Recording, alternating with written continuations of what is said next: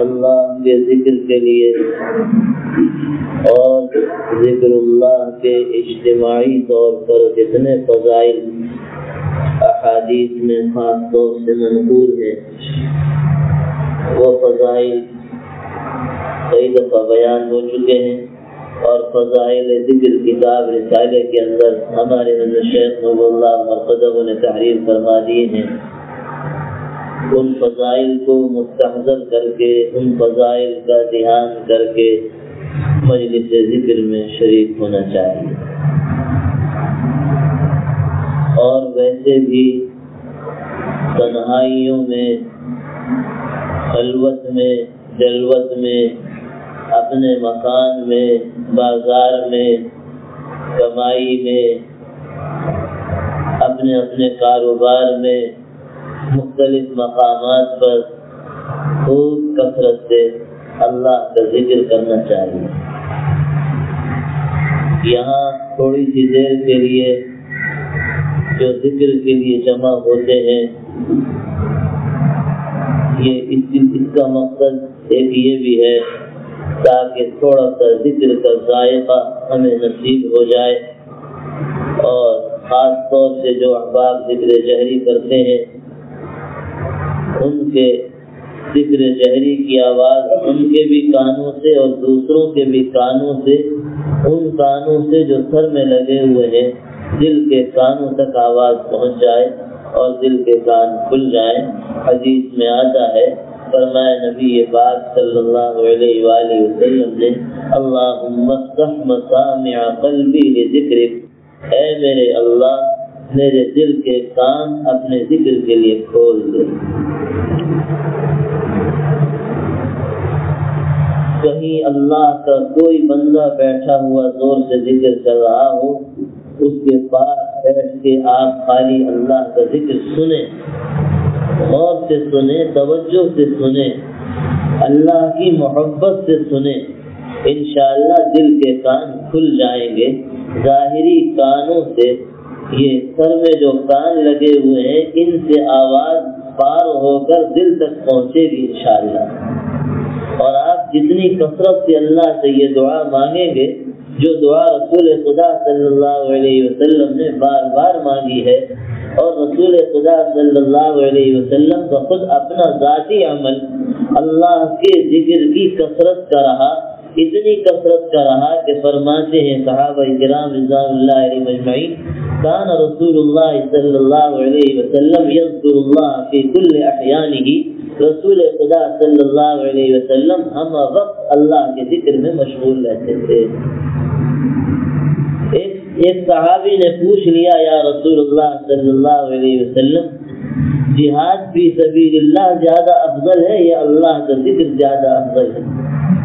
آپ نے ارشاد فرمایا، وہ آدمی جو خدا کی راہ میں نکل کر جہاد کر رہا ہو اور حتیٰ کہ دشمنوں سے مقابلہ ہو اور سب سے پاؤں تک خون میں لت پت ہو جائے، اتنا خون نکلے، دشمنوں نے تیر چلائے، نیزے چلائے، تلواریں چلائیں اور زخم آئے جسم پر اور سارا جسم لہولہان ہو گیا، حتیٰ کہ شہید ہو گیا، فرمایا اس آدمی سے بھی زیادہ افضل وہ آدمی ہے جو اللہ کا ذکر کر رہا ہو۔ اللہ کو اپنا ذکر اتنا پیارا ہے، اپنا نام اتنا پیارا ہے، اللہ کا نام بڑی برکت والا ہے۔ اسی وجہ سے فرمایا وَلَذِكْرُ اللَّهِ أَكْبَرُ، یاد رکھو، اور البتہ اللہ کا ذکر سب سے بڑا عمل ہے، سب سے بڑا عمل ہے۔ اس سے بڑا عمل کوئی ہوتا تو اس کو فرمایا جاتا، اس سے بڑا کوئی عمل ہوتا تو اس کی کثرت کا حکم دیا جاتا۔ پورے قرآن پاک میں آپ دیکھ لیجئے، ترجمہ دیکھ لیجئے، علماء سے پوچھ لیجئے، سوائے ذکر اللہ کے کوئی عمل آپ کو ایسا نہیں ملے گا جس کی کثرت کا خدا نے خود حکم دیا ہو۔ اور جگہ جگہ اللہ تعالیٰ اپنے ذکر کی کثرت کا حکم فرماتے ہیں۔ یا ایھا الذین آمنوا اذکروا اللہ ذکرا کثیرا وسبحوہ بکرۃ واصیلا والذاکرین اللہ کثیرا والذاکرات فاذکروا اللہ کذکرکم آباءکم واشد ذکرا۔ کئی آیات ہیں جن میں کثرت سے ذکر اللہ کا حکم دیا گیا. فرمایا ہر چیز کو چمکانے والی کوئی چیز ہوتی ہے. ایک روایت میں ہر چیز کو صاف کرنے والی کوئی چیز ہوتی ہے. اس کے زنگ کو دور کرنے والی، اگر زنگ لگ جائے تو زنگ کو دور کرنے والی کوئی چیز ہوتی ہے. ایک حدیث میں ہر چیز کو چمکانے والی کوئی چیز ہوتی ہے، اور دلوں کو چمکانے والی چیز اللہ کا ذکر ہے. اور دلوں پہ تالے لگ جاتے ہیں، غفلت کے تالے پڑ جاتے ہیں، معصیت کے تالے پڑ جاتے ہیں، دلوں پہ ظلمت چھا جاتی ہے. ظلمت نہیں، ظلمتیں چھا جاتی ہیں. ان ساری ظلمتوں کے بادل چھانٹنے کے لیے اور بڑے بڑے بھاری قفل جو لگ جاتے ہیں قلب پر، ان تالوں کو کھولنے کے لیے، تاکہ قلب کے دروازے کھل جائیں، تالے کھل جائیں. دلوں پہ بھی تالے لگ جاتے ہیں. اگر دلوں پہ تالے نہ لگتے تو خدا نہ فرماتے، خدا خود نہ فرماتے ام علی قلوب اقفالها، کیا ان کے دلوں پہ تالے لگے ہوئے ہیں؟ اگر دلوں پہ تالے نہ لگتے تو اللہ کے رسول صلی اللہ علیہ وسلم یہ دعا نہ فرماتے اللہم افتح اقفال قلوبی بذکرک، اے اللہ میرے دل کے تالے کھول دے اپنے ذکر کی کنجی. یہ دعا بھی مانگا ہے. تو یہاں تھوڑی دیر کے لیے جو ذکر کروایا جاتا ہے یہ اس لیے تاکہ تھوڑا سا ذکر کا ذائقہ نصیب ہو. اجتماعی طور پر ذکر اللہ کی جو فضائل روایات میں منقول ہے وہ فضائل ہمیں حاصل ہو. اور اس کے ساتھ ساتھ فکر کے لیے، فکر کس بات کی؟ فکر سب سے پہلے اپنی ذات کی. جی عالمی فکر بعد میں کیجیے گا، اپنی ذات کی فکر پہلے کیجیے، اپنی اصلاح کی فکر پہلے کیجیے. قرآن آپ سے کیا کہتا ہے، مجھ سے کیا کہتا ہے؟ یا ایھا الذین آمنوا قوا انفسکم، اے ایمان والو اپنے نفسوں کو پہلے بچانے کی کوشش کرو دوزخ کی آگ سے، اور اپنے نفسوں کے بعد اپنے گھر والوں کی فکر کرو. وَأَهْلِيكُمْ نَارًا وَقُودُهَا النَّاسُ وَالْحِجَارَةُ قُوا أَنفُسَكُمْ وَأَهْلِيكُمْ نَارًا، اپنے آپ کو بھی دوزخ کی آگ سے بچاؤ اور اپنے گھر والوں کو بھی دوزخ کی آگ سے بچانے کی کوشش کرو. آج جنت اور دوزخ ان کا تذکرہ ہی ہم نے چھوڑ دیا. جو زبردست حقیقت ہے خدا کی قسم، انسانوں کی رہنے کی اور انسانوں کی آبادی کی، ہمیشہ ہمیشہ کی رہنے کی جگہ جو ہے وہ دو ہی ہے. ایک وہ ہے جس کا نام جنت ہے، ایک وہ ہے جس کا نام دوزخ ہے. پتہ نہیں کس طرح قبروں پہ لکھ دیتے ہیں آخری آرام گاہ. دنیا میں بھی کوٹھیوں پہ لکھتے راحت قدا، راحت کی جگہ. یہ دنیا راحت اور مزے اڑانے کی جگہ. آج غیر مسلموں کا تو تذکرہ ہی نہیں، ان کا تو معاملہ ہی الگ ہے. مسلمان کے حال پہ مسلمان کو اپنے حال پہ رونا چاہیے اور اپنے مسلمان بھائیوں کی حالت پہ آنسو بہانے چاہیے، اور بارگاہ خداوندی میں کثرت سے گر گڑا کر دعائیں مانگنی چاہیے، اپنی اصلاح کی بھی اور اپنے تمام مسلمان بھائی اور بہنوں کی اصلاح کی، اپنی مغفرت کی اور اپنے تمام مسلمان بھائیوں اور بہنوں کی مغفرت کی. کیا حال ہوگا ان کا؟ آخر مرنا ہے سبھی نے، مرنا ہے سبھی نے، اور قبر میں عالم برزخ میں پہنچنا ہے سبھی نے. یکے بعد دیگرے، آج وہ کل ہماری باری ہے. موت سے کس کو رستگاری ہے، موت سے کس کا چھٹکارا ہے؟ آج وہ گیا کل ہم نے جانا ہے. جو بشر آتا ہے دنیا میں یہ کیسی ہے قضا، میں بھی پیچھے چلی آتی ہوں، ذرا دھیان رہے. رہ کے دنیا میں بشر کو نہیں زیبا غفلت، موت کا دھیان بھی لازم ہے کہ ہر آن رہے. جو بشر آتا ہے دنیا میں یہ کیسی ہے قضا، میں بھی پیچھے چلی آتی ہوں، ذرا دھیان رہے. ارے لطف دنیا کے کئے دن کے لیے، لطف دنیا کے کئے دن کے لیے، کھو نہ جنت کے مزے ان کے لیے، یہ کیا اے دل تو بس پھر یوں سمجھ تو نے ناداں گل دیے جن کے لیے۔ پھول دے کر جن کو پہ راضی ہو گیا، کروڑوں کو قربان کر کے کوڑیوں پہ راضی ہو گیا۔ ارے مسلمان، تیرے لیے تو جنت تھی، اور تیرے لیے قبر کا باغ جنت بننا چاہیے، قبر جنت کا باغ بننا چاہیے تیرے لیے۔ فرمایا قبر کو مٹی کا ڈھیر نہ سمجھو، یا جنت کے باغوں میں سے ایک باغ ہے، یا دوزخ کے گڑھوں میں سے ایک گڑھا ہے۔ خدا کی قسم، وہاں جا کر ایک نئی حیات روح کو، اور اصل معاملہ روح کے ساتھ ہوتا ہے، اور براہ راست روح محسوس کرتی ہے۔ یہاں بظاہر جسم ظاہر میں بڑا بھاری دکھائی دے رہا ہے، اور روح اندر لطیف چھپی ہوئی ہے۔ جسم سے روح متاثر ہوتی ہے، جب جسم کو کوئی تکلیف پہنچتی ہے تو روح بھی متاثر ہوتی ہے، لیکن وہاں پر براہ راست روح کے ساتھ معاملہ شروع ہو جاتا ہے راحت یا تکلیف کا۔ اور خدا کی قسم، دنیا میں کسی آدمی کو کوئی تکلیف پہنچائی جائے، دنیا میں کسی آدمی کو کوئی تکلیف پہنچائی جائے تو اتنا زیادہ تکلیف، بڑی سے بڑی تکلیف کیوں نہ پہنچا دی جائے، آرے سے اس کو کاٹا جائے، قینچی سے اس کے جسم کو کترا جائے، اتنی تکلیف نہیں محسوس کرتا دنیا میں رہتے ہوئے جتنی تکلیف قبر میں جا کر، مردہ جس کو ہم مردہ کہتے ہیں نا، وہاں جا کر دوسری زندگی اس کو مل جاتی۔ سارا معاملہ اصل روح کے ساتھ براہ راست ہوتا ہے۔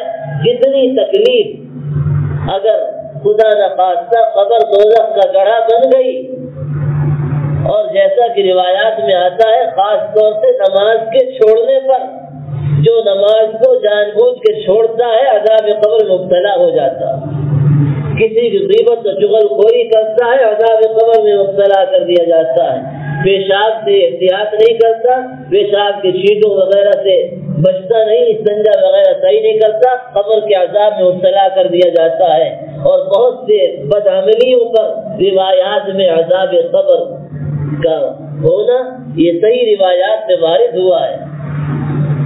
فرمایا نبی پاک صلی اللہ علیہ وسلم نے، ما رأیت منظرا قط افظع من، میں نے کبھی کوئی منظر قبر سے زیادہ گھبراہٹ والا نہیں دیکھا۔ فرمایا نبی پاک صلی اللہ علیہ وآلہ وسلم نے، میرا جی چاہتا تھا کہ میں اللہ سے دعا کرتا کہ تمہیں بھی عذاب قبر سنوا دے، تم بھی سن لو۔ قبروں میں جو عذاب ہوتا ہے بہت سے مردوں پر، ان کے چیخ و پکار کی آواز تمہیں بھی خدا سنا دے۔ میرا جی چاہتا تھا کہ میں اللہ سے دعا کروں، مگر مجھے اندیشہ ہوا کہیں ایسا نہ ہو کہ مردوں کو دفن کرنا ہی تم چھوڑ دو۔ اس خطرے اور اندیشے کی وجہ سے میں نے اللہ سے یہ دعا نہیں کی۔ اور حدیث میں آتا ہے قبر کے عذاب سے بچانے والا سب سے بڑا عمل اگر کوئی ہو سکتا ہے تو اللہ کا ذکر ہے۔ میرے دوستو، میری ماں و بہنوں، ہم نے یہی فکر کرنی ہے قبر کی، اور یہی تیاری کرنی ہے قبر کی، عالم برزخ۔ اب سوچ لے ہر آدمی کہ میں کہاں سے آیا؟ خدا کے پاس سے آیا۔ کس لیے آیا؟ خدا کی عبادت کے لیے آیا، اور سب سے بڑی عبادت کیا ہے؟ گناہوں سے بچنا، اللہ کی نافرمانیوں سے بچنا۔ اتق المحارم تکن اعبد الناس، فرمایا تمام لوگوں میں سب سے زیادہ بڑے عابد بننا چاہتے ہو، گناہوں سے اپنے آپ کو بچا، محارم سے اپنے آپ کو بچا۔ آج بہت سے لوگ یہ سمجھتے ہیں ذاکر شاغل عابد عبادت میں ذکر شغل میں لگتے ہیں، ان کو دھوکہ لگ جاتا ہے، سمجھتے یہی سب کچھ، وظائف پڑھ لو، تہجد پڑھ لو، نوافل پڑھ لو، تلاوت کر لو، یہ سب سے بڑی عبادت نہیں جناب۔ اس سے بڑھ کر عبادت کیا ہے؟ گناہوں سے اپنے آپ کو بچانا۔ معاملات کے اعتبار سے جو گناہ آج رائج الوقت ہو گئے، معاشرت کے اعتبار سے، معیشت کے اعتبار سے، کمائیوں کے اعتبار سے، اخراجات کے اعتبار سے، لباس کے اعتبار سے، شادی غمی کے اعتبار سے، 24 घंटे की जिंदगी के एतबार से जो गुनाह आज आम हो गए, राइज उल वक्त हो गए, तमाम गुनाहों को छोड़ना ये सबसे बड़ी इबादत आए। कहाँ से? खुदा के पास से आए। किस लिए? दुनिया में इबादत के लिए। सबसे बड़ी इबादत क्या? गुनाहों से बचना, खुदा की नाफरमानियों से बचना।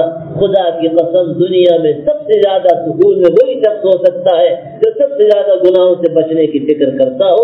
और जहाँ बशी तकाजे से कोई हरकत हो जाए बुरी, फौरन बारगाह खुदाबंदी में रुजू करे, गिड़गिड़ाए, अल्लाह से तौबा इस्तग़फ़ार करे, पक्की सच्ची तौबा करे, नदामत के आंसू बहाए।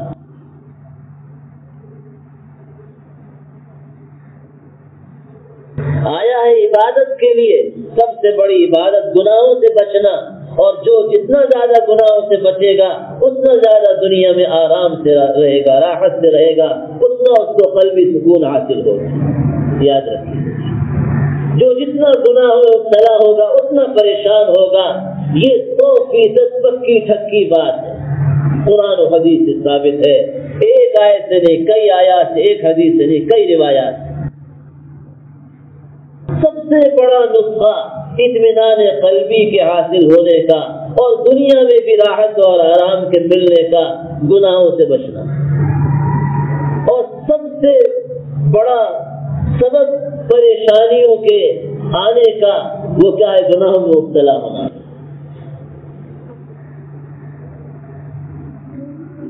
जाना कहाँ है? खुदा के पास जाना है जी। और कब्र में जाते ही हदीस में आता है, 2 फरिश्ते बड़े अजीमुल जुस्सा, कई पहाड़ों के बराबर एक फरिश्ते का जिस्म, कई पहाड़ों के बराबर, एक मोड़ने से लेके दूसरे मोड़ने तक का फासला कई दिन की मसाफत के बराबर। हर एक के हाथ में इतना भारी हथौड़ा कि सारी दुनिया के इंसान और जिन्नात मिलकर उठाना चाहे तो न उठा सकते। कोई बात है जी? कौन कह रहा है ये?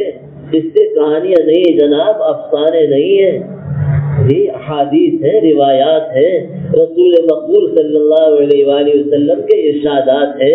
जो इनमें शक करेगा उसके ईमान में शक है, उसको अपने ईमान की फिक्र करनी चाहिए, उसका ईमान खतरे में जी। बिठा देते, याती मलकान फयजलिसानिही, 2 फरिश्ते आते हैं उसके पास और उसको बिठा देते और उससे चंद सवालात करते हैं।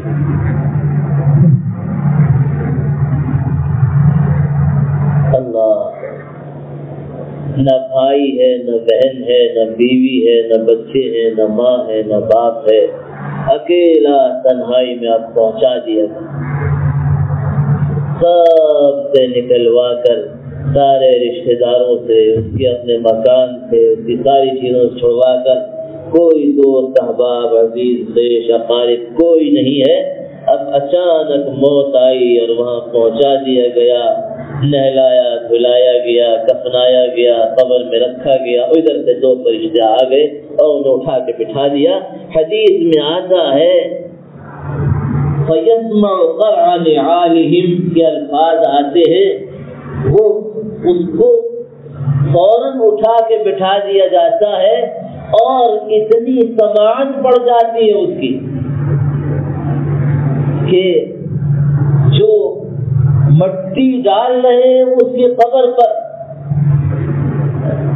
कहते हैं कब्र में जब दफन करो तो और ऊपर मट्टी डाली जाए तो एक मुट्ठी उठा के डालो, कहो मिन्हा खलक़नाकुम, अल्लाह ताला फरमाते इसी मट्टी से हमने तुमको पैदा किया, वफ़ीहा नुईदुकुम, दूसरी मुट्ठी उठाओ और उसके ऊपर डालो, कहो अल्लाह मियां फरमाते इसी मट्टी में हम तुम्हें लौटाएंगे।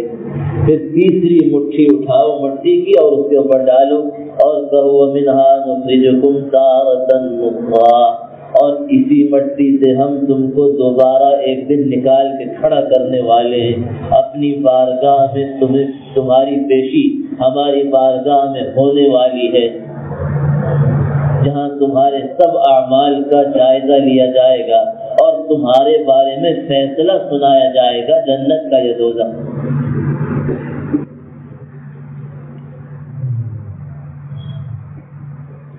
فرمایا نبی پاک صلی اللہ علیہ وآلہ وسلم نے کہ اب مٹی ڈالی، مٹی ڈالنے والوں نے اب چلے اس کو دفن کر کے واپس چلے. وہ مردہ اپنے کانوں سے ان کی جوتیوں کی آواز سنتا ہے، اپنے کانوں سے ان کی جوتیوں کی آواز سنتا ہے جانے والوں جو دفن کر کے جانے والے کو. اب سوالات، اب وقت نہیں رہا، تفصیلات ہے، آپ کئی دفعہ سن بھی چکے ہیں. میرے دوستوں، میری ماں بہنوں، ہر شخص نے اکیلا دنیا میں آیا، اکیلا دنیا سے جانا ہے. کچھ لے کے نہیں آیا، کچھ لے کے نہیں جائے گا سوائے اپنے یقین اور عمل. اپنے اندر جو یقین بنا، اپنے جسم سے جو اعمال تیار ہوئے، اپنے باطن میں جیسا دھیان بنا، جیسی فکر تیار ہوئی، جیسے جذبات بنے، جیسے خیالات بنے، جیسی نیت بنی، جیسی محبت بنی، اللہ کی غالب یا اللہ کی مخلوق کی غالب، بیوی بچوں کی غالب یا اللہ کے رسول صلی اللہ علیہ وسلم کی محبت غالب، ہمیں اپنی مکان دکان کی غالب یا اللہ کے دین کی غالب. جی باطن کا حال اللہ جانتے، خدا کی قسم ہم سے بہتر جانتے. وحصل ما فی الصدور، کل میدان قیامت میں اندر کا جو کچھ بنا ہوا ہے وہ باہر سامنے آ جائے گا اور ہر انسان کے سامنے ہوگا. ایک طرف اس کا اعمال نامہ ہوگا اور کہا جائے گا اقرأ کتابک کفی بنفسک اليوم علیک حسیبا. او فلانے، او فلانی، اپنا اپنا نام اعمال خود پڑھ لو، تمہارے حساب کتاب کے لیے یہ کافی ہے، اور خود اپنا جائزہ لے لو اور اپنا نتیجہ انجام دیکھ لو. تمہیں کہاں چلتا کیا جائے گا؟ دوزخ کی طرف چلتا کیا جائے گا یا جنت کی طرف چلتا کیا جائے گا؟ اللہ ہمیں سمجھ عطا فرمائے. بار بار مذاکرے کی ضرورت ہے. منازل آخرت، آخرت کی جو گھاٹیاں آنے والی ہیں، قبر کی گھاٹی، موت کی گھاٹی، قبر کی گھاٹی، میدان محشر کی گھاٹی، پلسرات کی گھاٹی، دوزخ سے بچنے کا مسئلہ، جنت میں جانے کا مسئلہ، اس کا مراقبہ کیا کریں، سوچا کریں. جو احوال قرآن حدیث میں بیان ہوئے ہیں، بہت سی کتابیں، ایک کتاب مرنے کے بعد کیا ہوگا میں کئی دفعہ کہہ چکا ہوں. سب دوست اور بہنیں اس کو خرید لیں اور اس کو بار بار پڑھیں، گھر میں سنیں، سنوائیں، تاکہ موت سے پہلے پہلے پتہ چل جائے کیا ہونے والا ہے آگے، اور اس کی تیاری ابھی سے ہو جائے، وہاں جا کے پچھتانا نہ پڑے. اللہ مجھے آپ کو عمل کی توفیق عطا